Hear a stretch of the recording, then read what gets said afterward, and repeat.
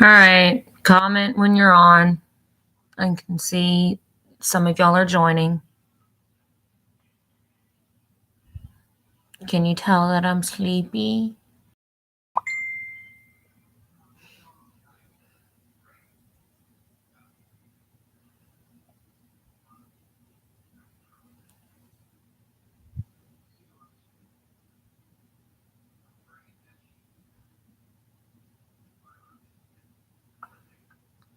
Hey, Colin, see you. Max, hi. All right, as y'all are getting on, I'll give everyone a few more minutes for some people to get on. But other than that, start getting your test review, have questions over, and get your questions ready. And you'll just type them into the comment section and I'll see them. Remember, if you're on your Chromebook, you can't comment. They have that closed. So you need to either be on your own home computer or on your cell phone to actually do any kind of commenting. And that's the only way I know what questions to answer for you. Hey, Corbin, sweetie. All right.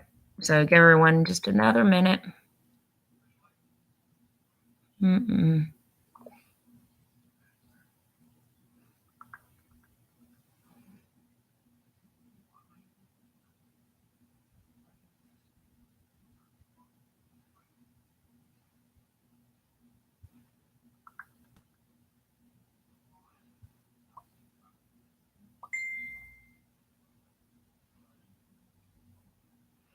All right. Slowly but surely, y'all are getting on. So go ahead and start asking your questions. So we can, hey Sydney, so we can make the most of our time. I don't have my big board, so I'm just using paper.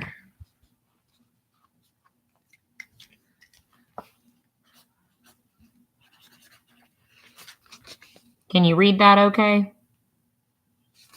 Probably need a bigger marker. Honey?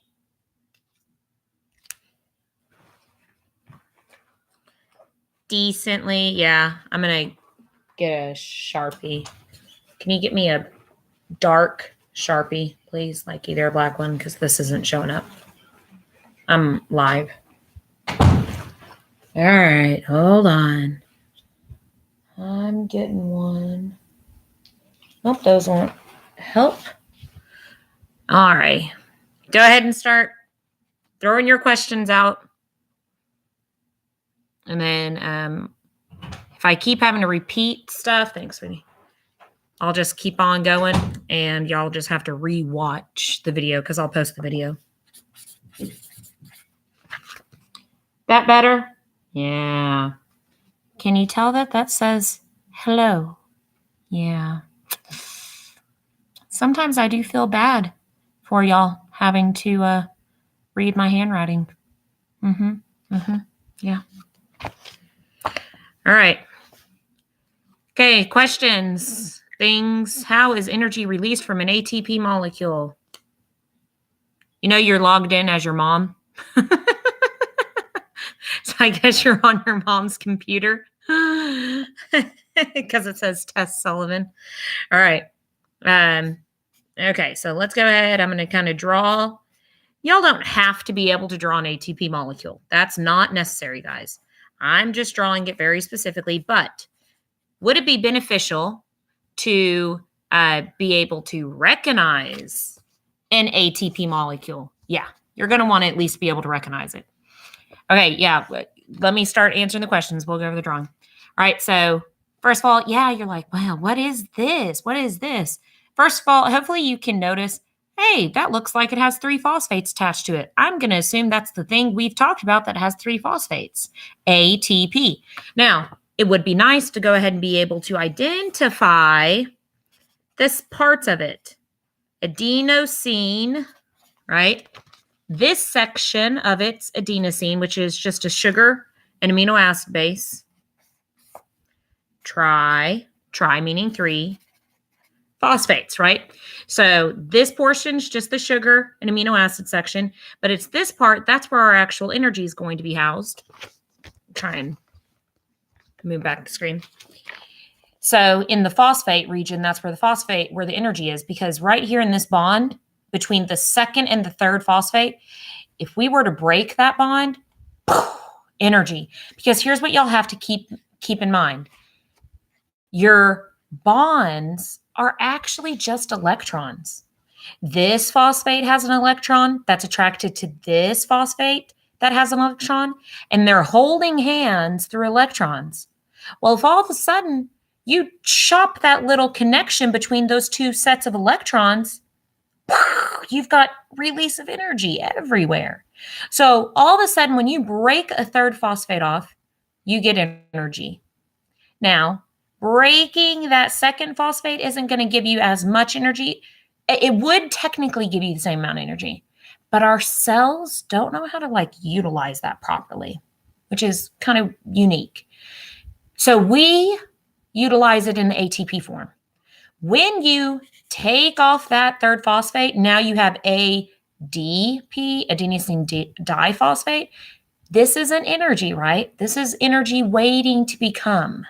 Okay, this is ADP is not energy, just ATP is.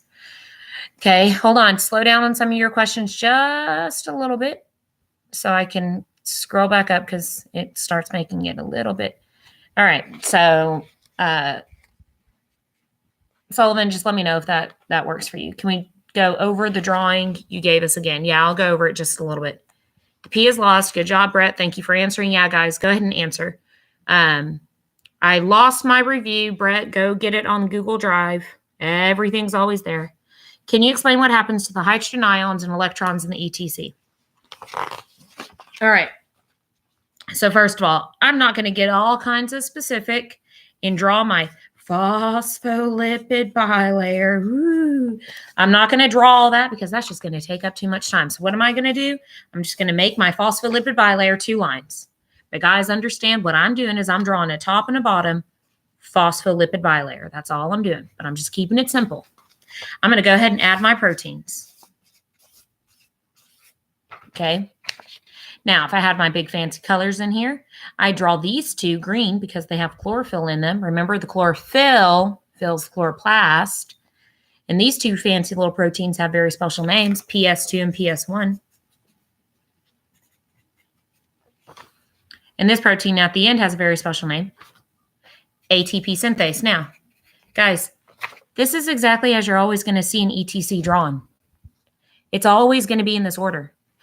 PS2, proteins, you don't need to worry about what these names are. PS1, ATP. It is a countdown to energy.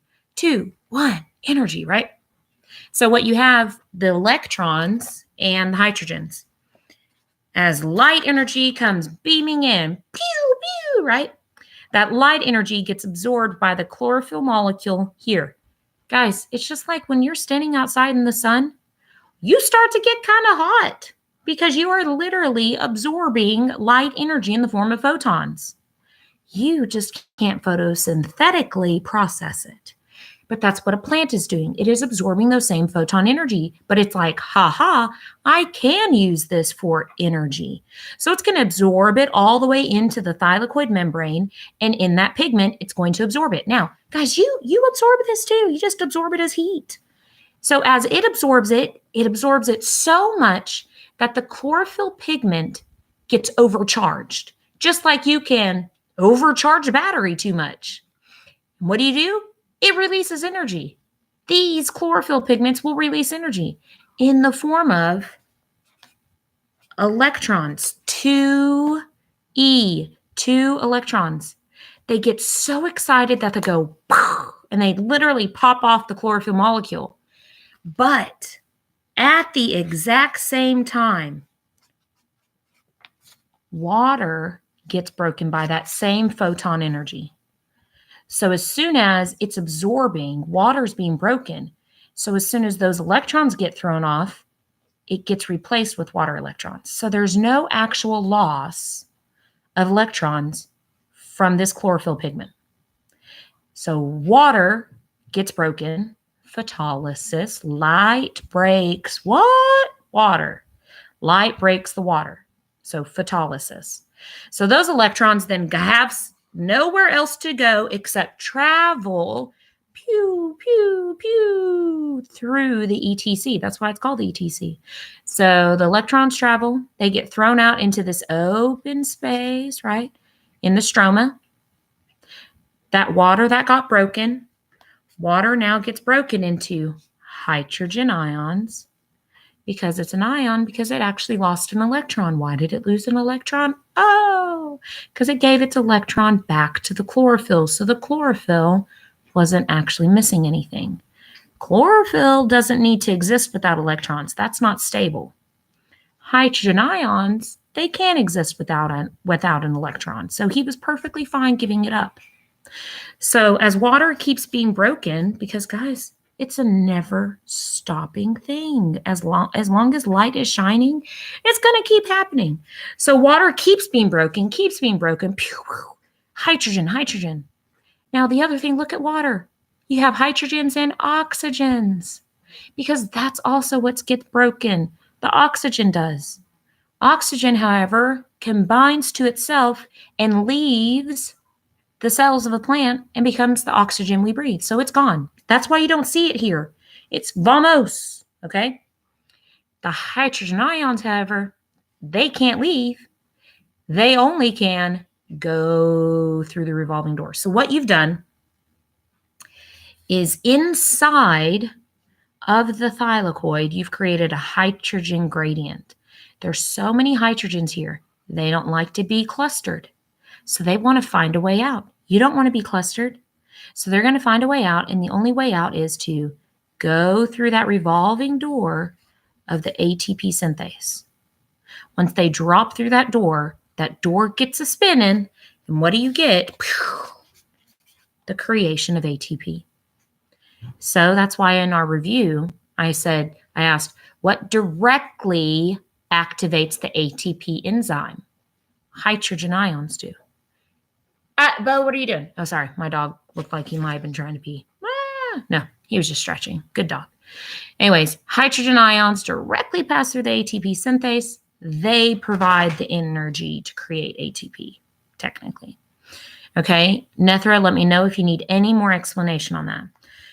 Do we need to know about the nitrogen base as far as adenosine, Max? No. I was just saying that's what adenosine actually is. It's that nitrogen base combined with the ribose sugar. That's called adenosine. And then you've got your 3 phosphates. Just that's what its name is. So don't worry about it. Brett, ATP. Yes, I'm out of candy. I'm sorry, Brett. All right. MK. Can you explain chemo? Sorry, I'm trying to go through all the comments. There are so many comments. Okay. Chillax for just a second, people. Okay. Can you explain chemosynthesis, please? I'll give you a brief description. It's not actually that big of a deal. Milk Walker says, I know you. I have no idea who Milk Walker is. Sydney, chemosynthesis. So if you break down the word, chemical production. In a chemosynthesis, those are organisms that are, their true names, we would call them chemoautotrophs because they can produce their own food, just like a photosynthesis, but they're not producing their food through through light. They're producing their food through chemicals instead. So it's like, you're like, well, wait, we produce our food through chemicals. No, we don't produce our food. We eat food, and that gives us ATP. Autotrophs actually can produce their own food. So in a chemosynthesis, you're talking about things like sulfur bacteria. So things like bacteria, other small organisms that live where there isn't sunlight. So you're talking the bottom of the ocean, but they can't eat. Like they don't go around eating things like we do. So instead, they don't absorb light because they can't. They absorb chemicals and use those chemicals to make their energy. Okay. So chemosynthesis, you're only really looking at sulfur bacteria. Sullivan, that makes sense. Good. Sense, S-E-N-S-E, just saying. That's okay, sweetie. The production of energy from inorganic molecules. Good job, Max. Yes, methane. your methane or sulfur gases, some kind of gas. Can you explain where chemosynthesis takes place? Again, chemosynthesis is just your bacteria. So because bacteria don't have any kind of organelles, they don't have chloroplasts. A bacteria doesn't.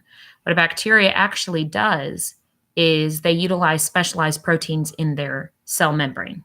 So remember, keep in mind let me kind of grab my piece of paper. Purr. Bacteria are simple. That's an oval, aka bacteria. Bacteria only have a chromosome and some ribosomes. They don't have chloroplasts. They don't have thylakoids. They don't have any of that. What do they have? Inside their cell membrane, they have proteins that kind of look like a thylakoid protein. And this is where chemosynthesis would happen for a bacteria. In specialized proteins, just like a plant would in its chloroplast, but a bacteria doesn't have chloroplast, so it does it inside of its specialized proteins. Again, I wouldn't get that specific, but just answering your question. Yes, Brett, PS2 is first, and then PS1, and then ATP synthase. Is the light energy in the PS2 called photons? Yes. Light energy travels in the form of particles we call photons. Just like we would talk about any kind of organic or inorganic being is made up of atoms, right? And in an atom, you've got electrons and neutrons and protons. Light is made up of a particle we call a photon. It's not made up of an atom because atoms are actual elements. Light isn't an element, but it is a substance, a particle. It's an energy, and we call it a photon. And the photolysis is the breaking of water. Yes. Literally look at the word photolysis. Light, photo. You have to know your prefix suffix for the test tomorrow, guys. Light breaks. Lysis is to break or break down or burst. So light bursts what? Water. The word hydrolysis. Water breaks. And that would be like ATP. Water breaks up the ATP. That's how we release the energy. Okay, Brett, yes, hoverboards catching on fire. Yeah. Can you explain the Calvin cycle? How long am I live? About an hour. Okay, yeah, about 9. Turbines are the synthase things. Yeah, they're the revolving doors. All right, for the Calvin cycle. Let me just kind of make my paper. All right, so first thing I'm going to do is I'm going to kind of draw my whole chloroplast. Okay, so I've got my chloroplast, I've got my thylakoids. And then I've got my open area, right? This open area in the stroma, CO2 comes in. CO2 is a gas that's able to passively diffuse. So it just comes into the Calvin cycle. Well, it doesn't have anywhere else to go except for the stroma. Why? Because it's immediately going to be grabbed. It's going to be grabbed and thrown into this Calvin cycle. CO2 gets grabbed, gets thrown into this Calvin cycle. I mean, literally, it's going to be grabbed. It gets grabbed by an enzyme. You don't need to worry about all the names of everything, but it gets grabbed, thrown into this Calvin cycle, and as part of the Calvin cycle, its job is to take that CO2 and convert it into glucose. But the only reason it's able to do that is because your thylakoids made ATP through the ATP synthase. And it made NADPH because of the hydrogens and electrons. So those were created here in the stroma area. Now those energies are going to move over here to the Calvin cycle to help create that glucose.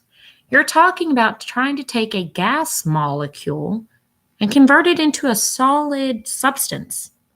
That's going to take a lot of energy because, and guys, I'll go ahead and reference this back from, biochem. Think of that graph. Think of that graph.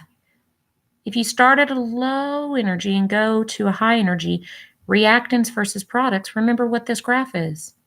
It's an anabolic endothermic or endergonic. You got to put energy into something if you want to build it. Well, what are we doing? We're building sugar.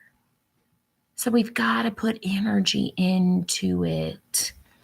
So the energy from ATP and the energy from NADPH are going to be part of the Calvin cycle, taking that CO2, build, build, build, do that many times, and what do you get at the end?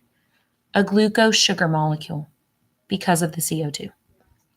The light-dependent reaction breaks water, makes oxygen, and creates energy. The Calvin cycle, or the light-independent, uses energy and builds sugar. So you've got an exothermic and an endothermic reaction.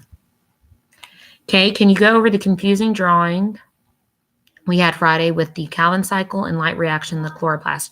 Max, let me know if that kind of answers your question a little bit, because that's kind of what I already did. How does NADPH form? The NADPH molecule, again, I'm just going to kind of grab another piece of paper. So, guys, in your chloroplast, good? In your chloroplast, you got your thylakoid stacks, you got your open stroma. Just like all of your cells, this chloroplast is not empty. Inside your chloroplast and the stroma are ATP molecules floating, phosphates floating, hydrogens floating, NADP floating, NADPH floating. Like all in your chloroplast, those molecules are floating around. So all that has to happen is an ADP molecule comes over to a thylakoid and gets made into ATP. An NADP molecule comes over and gets created into NADPH. Then they go over to the Calvin cycle, where they get used and recycled back as ADP and then they just keep going back. So you've got ATP gets used, comes back and gets created. NADPH gets used, comes back and gets created. The chloroplast is full of these molecules inside the stroma because they just stay in the stroma. The ATP and NADPH and stuff, those are always in the stroma. They never actually go inside the thylakoid. So they're just constantly being recycled back and forth between your step 1 and your step 2.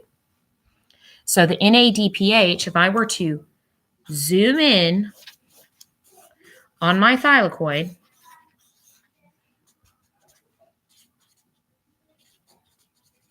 okay, if I were to zoom in on my thylakoid, Colin, if I zoomed in, here's my membrane, right?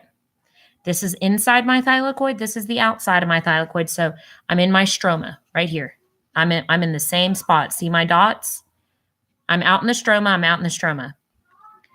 Hydrogens flow from inside to the outside. So now you've got floating hydrogens, right? I just drew a hydrogen out here. This hydrogen's floating around. Well, also floating around here is an ADP. See it?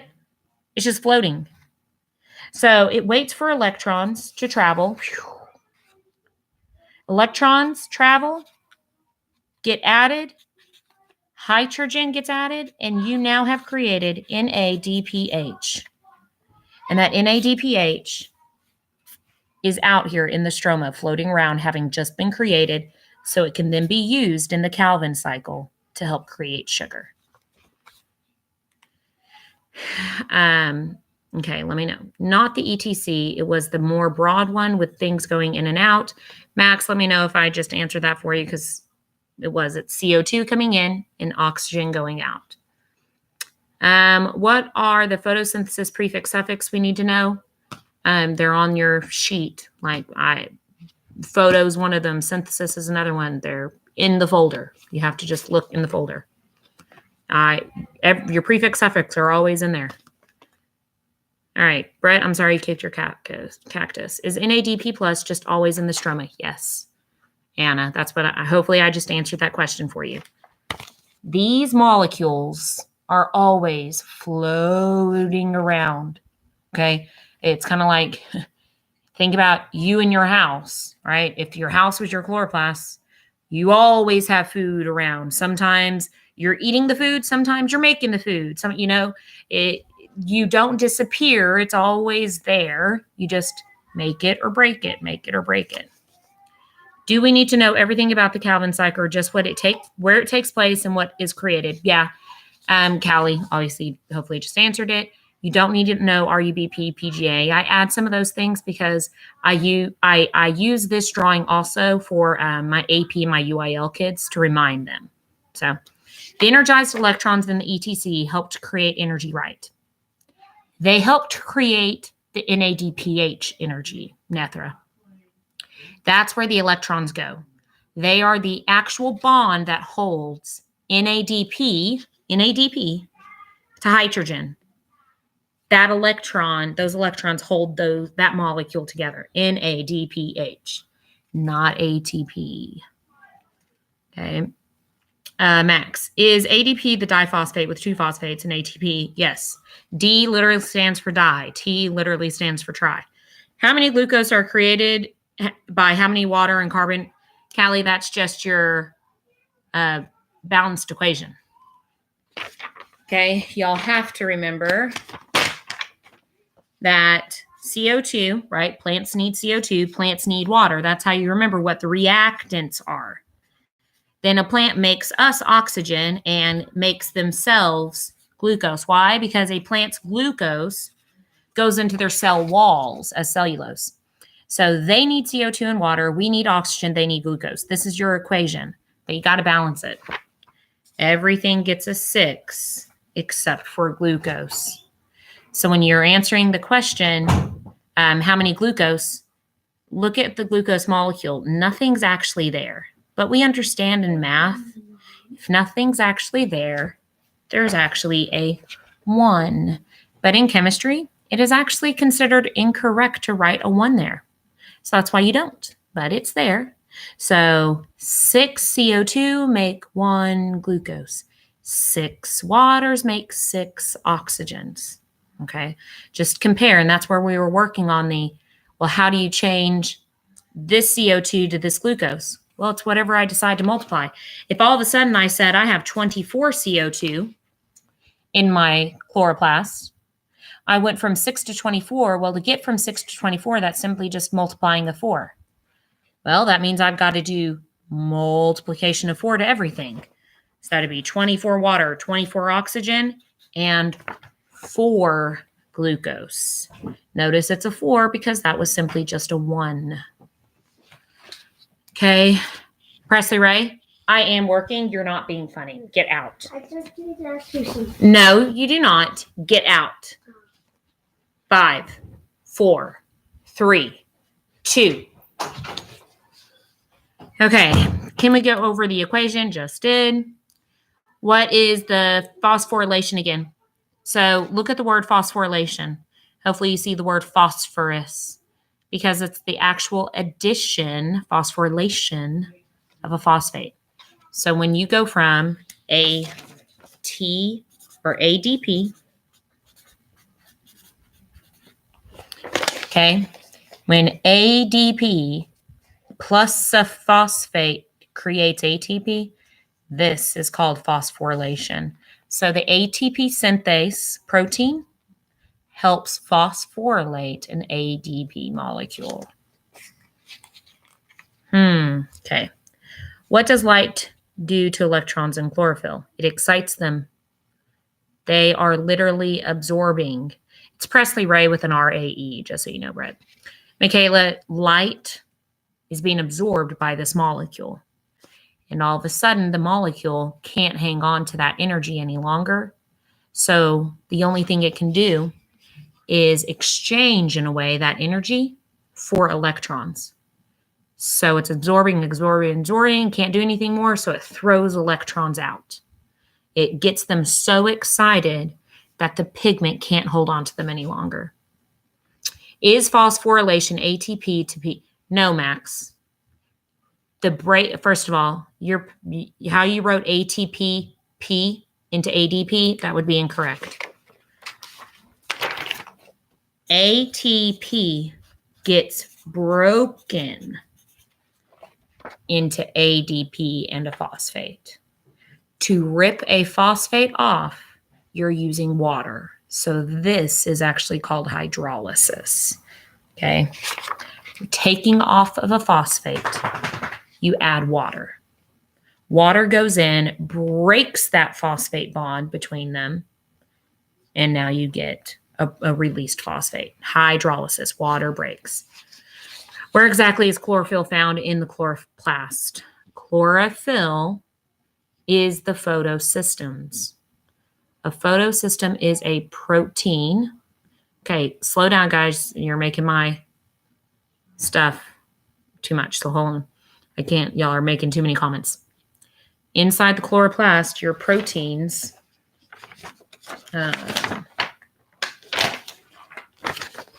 your photosystem 2 and 1, those are just proteins. But inside those proteins is your chlorophyll pigment that's absorbing the light. That's why you draw the light coming into those photosystems. Chlorophyll is photosystem 1 and photosystem 2? Yes. All but green, they reflect everything. Sorry, they reflect green, absorb all the rest. Just kidding, I knew that. Are only 2 electrons thrown out at a time? Yes, Ananya. Well, let's be very precise. For the absorption of every photon energy, it's actually 2. But when you see these drawings, all we ever do is draw the 2 electrons. Those 2 electrons get thrown out, and that's what helps create an NADPH. But what we all have to remember is we're looking at one tiny little piece. A thylakoid has hundreds of these tiny little pieces happening at the same time. And every thylakoid has these happening. There are hundreds of thylakoids in a chloroplast, and there are hundreds of chloroplasts in a cell, and there are hundreds and thousands of cells. And see the picture, big. Okay. Blue and red light is absorbed best by chlorophyll. Yes. Callie, the answer is the thylakoid membrane. Good job, Corbin. Oh, I'm sorry, the lag. On my screen, it's just fine. Like I can't tell lagging. Blue and red light are strongest, but not the best. Absorbed. No, they are. They are actually the highest absorbed, sweetie. When you look at what's called the absorption spectrum, they're the same peaks as the action spectrum. They are absorbed the strongest when it comes to chlorophyll. There's a difference between chlorophyll A and chlorophyll B. Nothing I would ask you about. Blue light is smaller wavelengths and red light is longer wavelengths. Yes. Again, there's a difference also between the 2 kinds of chlorophyll. What are 3 types of organisms that photosynthesize? Obviously, the most notable is plants, but not the best or the most abundant. Algae. Algae is actually our #1 photosynthesizer in the world. And then you can't forget bacteria. Some bacteria actually photosynthesize. They're called cyanobacteria. Okay. I've gotten my way through all the questions. So, protists are not bacteria. Protists are their own separate kingdom, just like we belong to the animal kingdom. As you can tell, I'm laying in bed because this is the most comfortable. Animals, then you've got plants, then you got fungus. Well, then you have bacteria. And unless you really know it well, there's a whole separate kingdom called protists. They get their own separate kingdom because protists are eukaryotes, therefore they can't be bacteria, but they are kind of animals. They are kind of like plants, and they are kind of like fungus. So they don't really belong to a kingdom, so they got their own one. And Nicholas, if you ever want me to talk to you more about something called supergroups, love to. It's actually kind of boring, but it's a whole theory that we actually need to completely redo all of our kingdoms and base them on protists.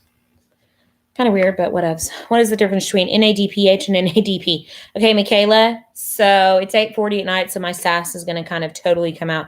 The H. The difference between NADPH and NADP is the H. No, literally, just like ADP. ADP is like NADP. They both aren't energy yet. ADP needs a phosphate. NADP needs a hydrogen. So when they both get what they're supposed to get, now they become energy. So I'm just kind of using all my... So in your thylakoid, when ATP gets created and NADPH gets created, now they get to be the energy for the Calvin cycle. Because now you get to break them off. Okay. Hold on. You probably have answered this, but a buildup of hydrogen ions creates what on the inside of the thylakoid? It's creating a gradient, a concentration, right? Just like in class, I sprayed the perfume in that corner. I created a gradient. Well, nothing likes to be concentrated. So what do? They find their way out, and their only way out is through the spinning door of the ATP synthase. Let me grab my paper. Hold on. Right. So remember when I drew this in class, right? So if something has a high concentration and on the other side of some kind of divider, whatever that divider is, in this case, a membrane, and the other side of it, there's a low concentration of that molecule. So over here, you have this. A lot. Over here, you don't. A lot of concentration, low concentration. What are the molecules going to want to do? Go down their concentration gradient. Diffusion. From high to low is diffusion. Things can naturally do this. But let's say you all of a sudden wanted to go up. Now you've required energy. That's active transport, right? Imagine rolling a ball. A ball will roll down a hill just fine. But you want to get that ball to go up a hill, you're going to have to put energy in. That's active energy, right?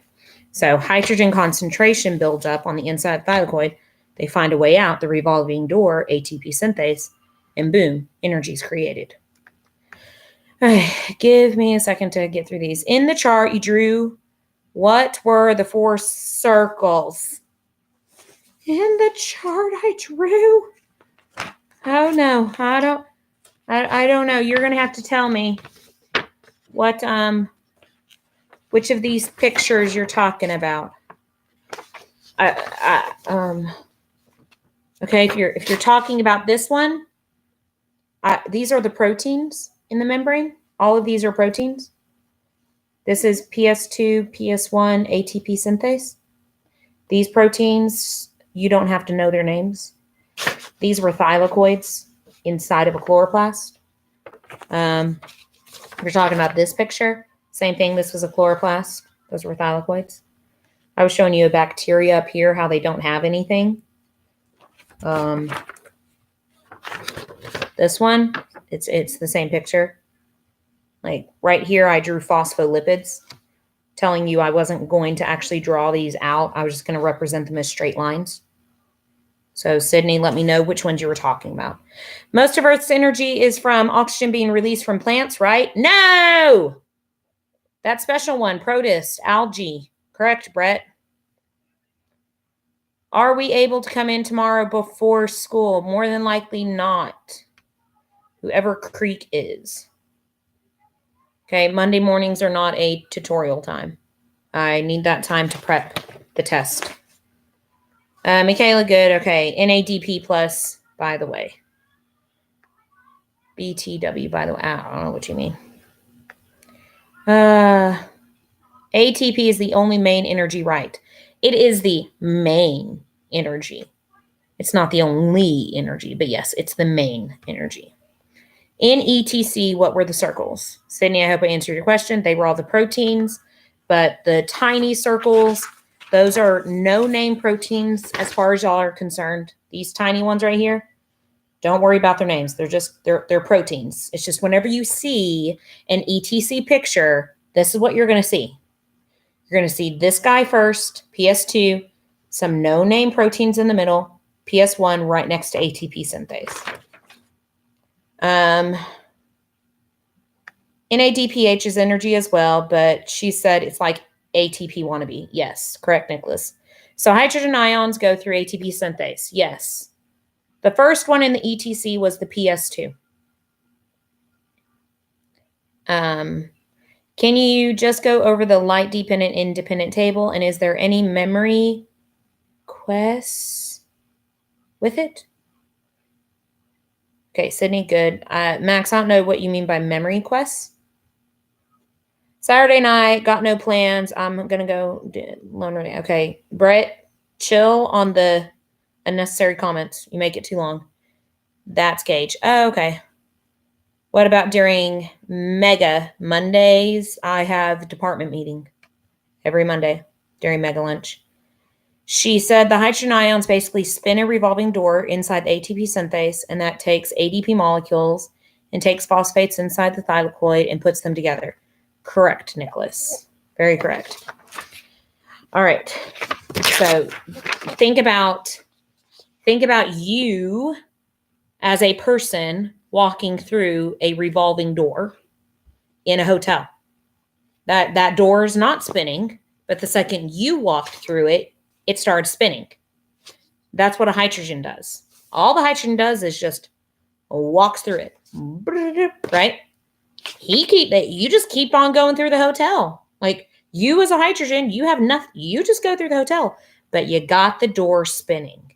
And the door spinning in the ATP synthase does its job, which is to phosphorylate. Add a phosphate to ADP. Bam, energy. The hydrogen doesn't get added to ADP. That's a phosphate. Hydrogen just moved through the door. And now the hydrogen, some of them get added to NADP and create NADPH. When is our next note quiz? Not till the next chapter, not till chapter 5. There's no other note quiz for chapter 4 because I didn't get you the other half. All right, Max, as far as memorizing, just like Nicholas is saying, you just got to keep making the table. Just keep drawing the table over and over, and that's how you actually get it memorized. Okay, so obviously it's a photosynthesis table, and you would put step 1 and you'd put step 2. That's the first thing you do. Now, to name them, remember, alphabetically, LD comes before LI. Light dependent over light independent. So that makes sense. We start in the thylakoid. We end in the stroma. Okay, start in the thylakoid, end in the stroma. We use our water. We use our light. We make our oxygen. And we make our energy. These now go over here to get used. We use our energy, we use our NADPH, and we use our CO2. We make our glucose, and we make our wannabe energy. These go back over here to now get used up again to get created again. And so they just do this dance back and forth. Okay. I feel like I already know this, but what are heterotrophs? You are a heterotroph. Heterotroph literally means other, make the table and just make the table. Okay. Heterotrophs, literally hetero means other, and troph means eating or to feed. So we feed on other things, while an autotroph is self-feeding. Auto means self. So plants can feed themselves because they can make their energy. We cannot. We've got to go consume and then make our energy. Beth Hoover, I am pretty sure they feed themselves through energy. Yes. Oh, sorry. I thought that said Brett. Is ETC independent or dependent? That's dependent because the ETC is where the light's being absorbed because the ETC is the thylakoid membrane. The Calvin cycle is independent. Good job, Max. Heterotrophs eat other things to make energy. Yes, yes, yes. So look at that. Y'all are answering each other's questions. Is step 2 the Calvin cycle? Yes, because the light independent is also called the Calvin cycle. All right. Okay.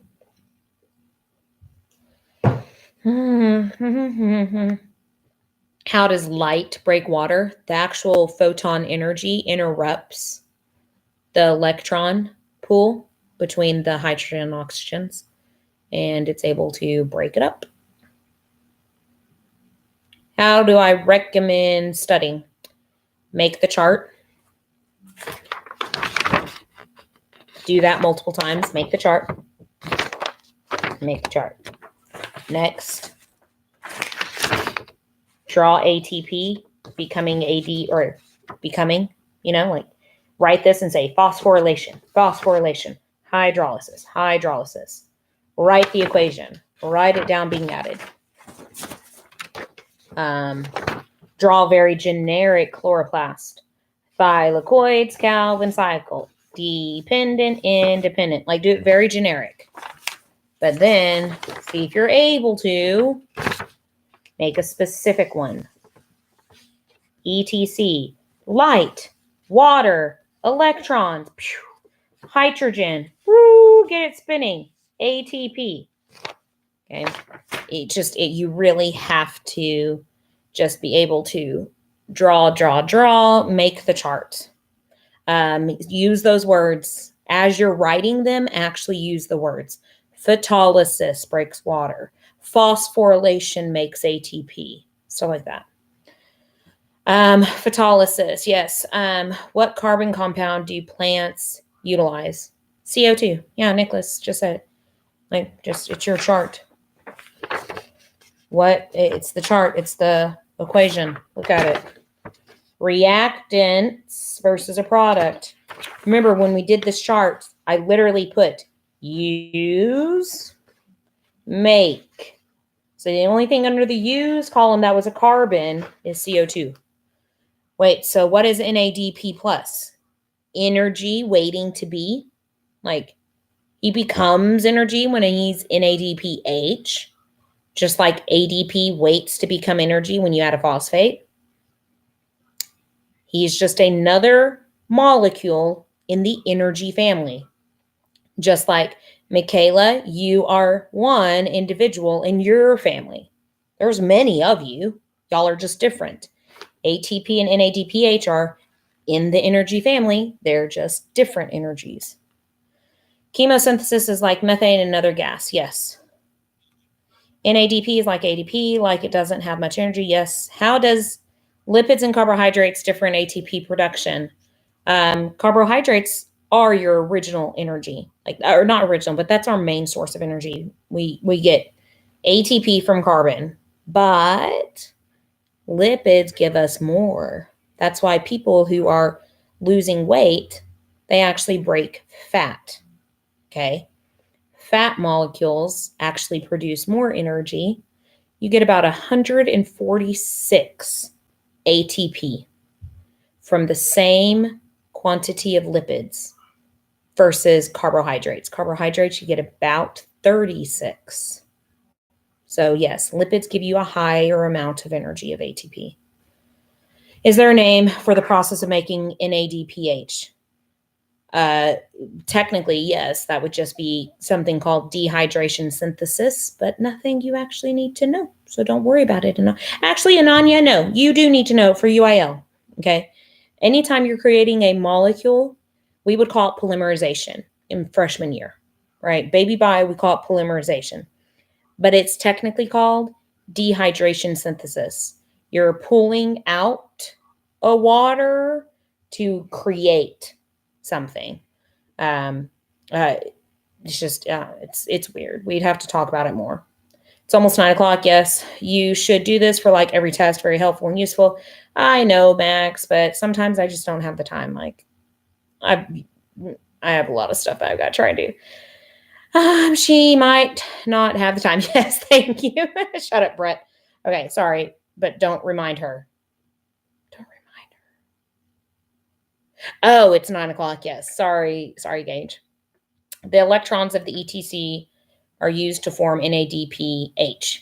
Yes. The electrons literally flow out. Where are my papers? Yep. As those electrons travel, they get grabbed by NADP+. See, the electrons got grabbed. They grab a hydrogen, fuse them together, because what's happened is hydrogen is missing an electron. NADP is missing an electron. So what do? They find electrons. So then two electrons, right? It's like this pin. NADP, pew, hydrogen, pew, NADPH, energy. I don't know what question to ask. I have so many. Ask what you can. I'll answer what I can. Ask all of them so she stays on longer.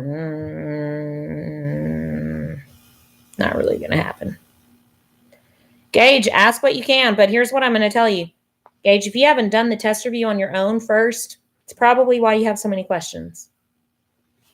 You have to be doing the test review just with no notes, see what you can answer, and then whenever you can't, then you've got to actually ask. Definitely not happening, Luke. It technically already got moved from Friday. Remember, it was supposed to be Friday. How would you specifically answer, how does hydrogen aid in the production of ATP? I've answered this like so many times. I really have. And it was in our review. All right. Hydrogen specifically activates the ATP enzyme. As it travels, it helps create ATP. Okay, no, definitely not moving the test. Not happening. All right, come on. Ask your questions. Come on. Study your prefix, suffix. There's like 6. But since there's only 6, that also means like all of them will be on there. So study those. 5. Thank you, Nicholas. So you know all 5 will be on there. So study them.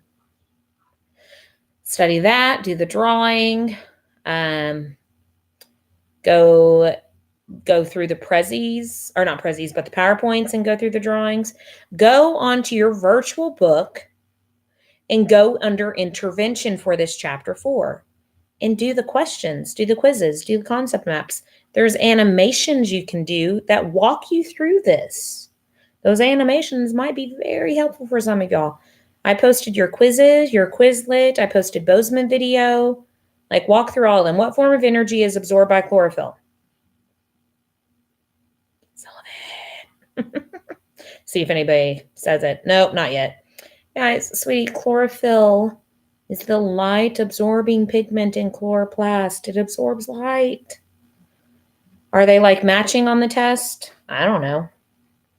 Nearpod is possible. You can't actually do the Nearpod yourself. That's not the kind of account that I have, so I can't post that. Electrons help to create the NADPH. Some of y'all are going to have to watch this video over again because I answered all these. How many multiple choice and short answers on the test? I don't know. I'm not going to answer that, but you can always, there will always be multiple choice, completion, and short answer on every test in this class. Your tests are always between 25 and 30 questions long.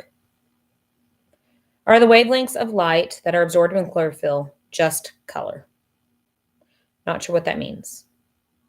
Chlorophyll absorbs and reflects. All pigments do. So because they look green, they reflect the green and absorb the rest of the colors.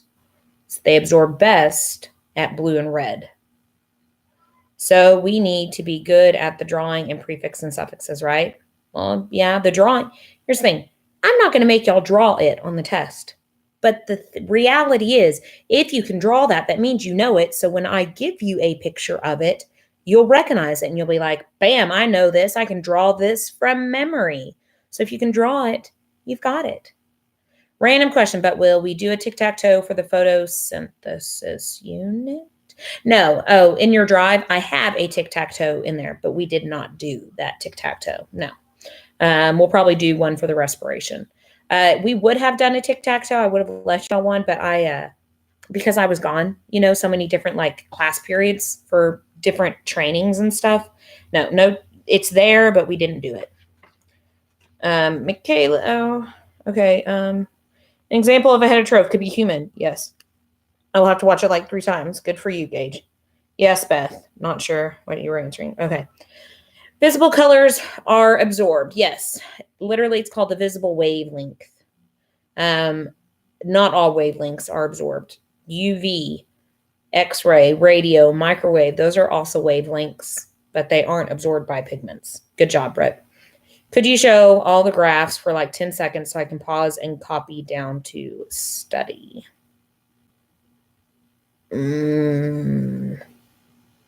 Yeah. I don't really know what you want me. Like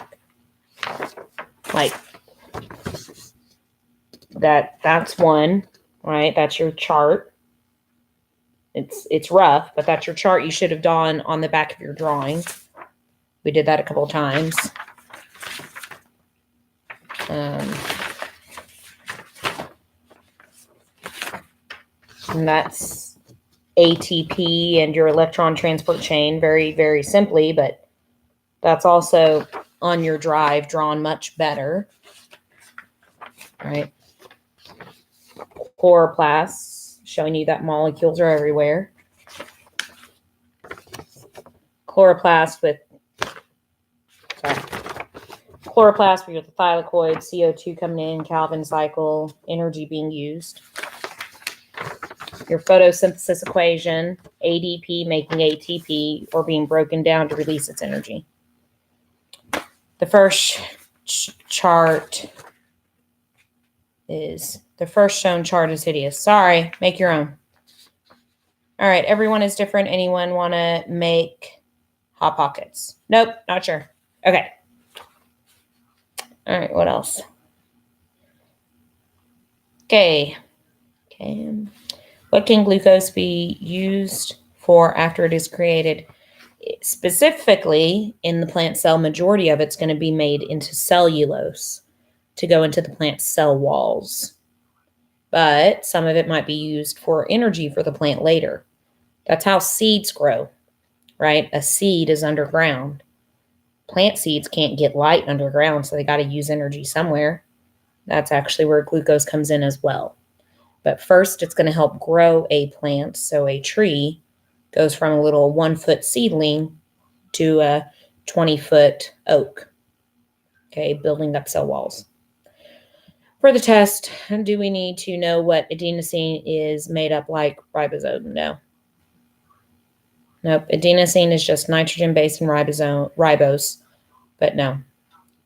I think it was ribose. Yes, it is. How much blood could you lose at once before you immediately die? Brett, quit asking random questions or I will kick you out before I get off.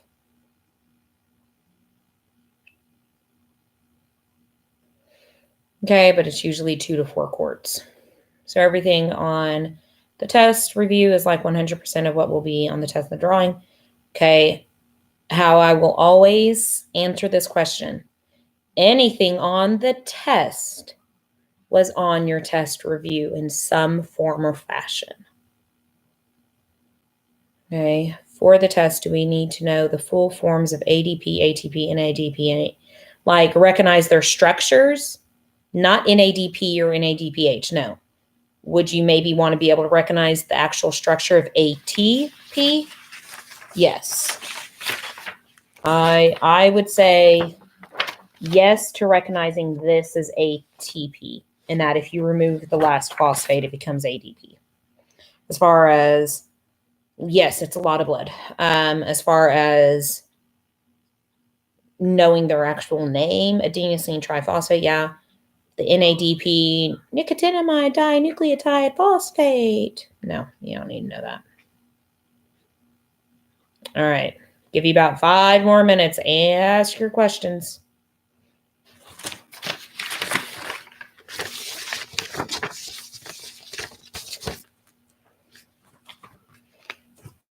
5 more minutes. Get what you can in. How is energy released from the ATP molecule? You actually break a phosphate off. When you break a phosphate, it releases electrons out of the bond. And those electrons then get to be pure energy that travel. Or what Nicholas just said, when you break a phosphate. Ha ha. What else you got? Come on. Is this a good explanation of the Calvin cycle? CO2 absorbed by the chloroplast into the stroma and creates glucose. Perfect. Sounds great. How does NADPH turn into NADP? You actually break off the hydrogen through hydrolysis.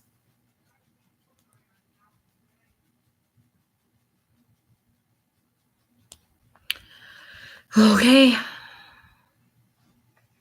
Anything else?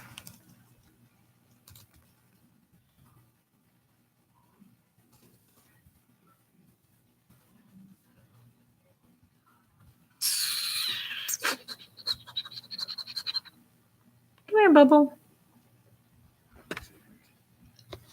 Say hi to my Bobo. Hey, hi, Bobo. Hi, Bobo. All right. Anybody following on? Is oxygen made as waste? To the plant it is, yes. And it leaves and it leaves its leaves and comes to us. What is the difference between PS2 and PS1? Or PS1 and PS2? Physically, nothing. They're both proteins. They both have chlorophyll. Technically, PS2 and PS1 absorb just slightly different wavelengths of energy. Do you need to know that? No. So they're both the same. Bobo as in B-E-A-U. Good boy. He is a good boy. He's just a little, he got abused by his last owner, like really bad. I'm pretty sure he got like kicked in the head or something. I'm not even kidding. I'm pretty sure he got kicked in the head because if you move your feet too fast, he shudders. And because he like runs into things. So he like either has some kind of mental breakdown now or he like can't see now as well as he should. So like, yeah, it's a pretty sad little guy. Okay. Yes, Bobo. Water creates oxygen in some reaction, right? What is that one? I was confused on that. Water is broken by light called photolysis. That's happening in the light-dependent reaction, step 1 in the ETC. And when it breaks the water, it releases the oxygen and the hydrogen ions build up and go through the ATP synthase. Yes, photosystem 1 and 2 are your proteins. These guys. The first one is number 2. The last one right here is number 1 next to the ATP synthase. Those are your photosystems. We would normally color them green when we did our picture. In photolysis, H2O turns to, yes, good job. But PS2 is where the 2 electrons start to go through the process to make ADP. Yes. Yes, it is.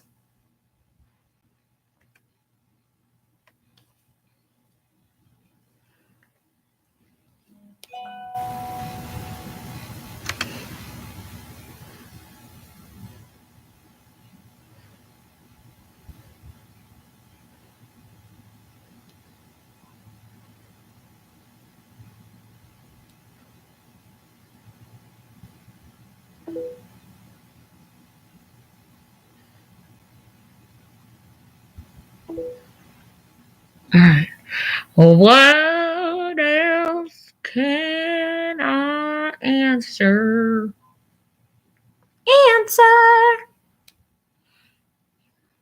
All right. If nothing else, peeps, do we need to know what grana is for the test? It's just a stack of thylakoids. I mean, could it be a word in your question or something? Yeah, sure. Just recognize it. What are energy carriers? Those are the ATP and NADPH. They literally carry energy. Sorry off topic, but I don't know how people could do that to dogs when they are nothing but nicer than ours. I know, and he really is. He's just chill. He wants to lick you to death. ETC happens in light-dependent reaction. The ETC is the thylakoid membrane. It is the set of proteins, photosystems 1 and 2, and that is the ETC. Okay, good gauge. Good gauge, yes. All right, guys. Good singing. Oh, yes, thanks. Oh, yeah. All right, guys, I'm going to log off. All right. Rewatch this. I'm going to post this in Classroom so you can get to it if you need to. You need salt. It's what helps maintain your cell structure. All right. Bye, guys. Watch it. I'll see you in class tomorrow. Okay.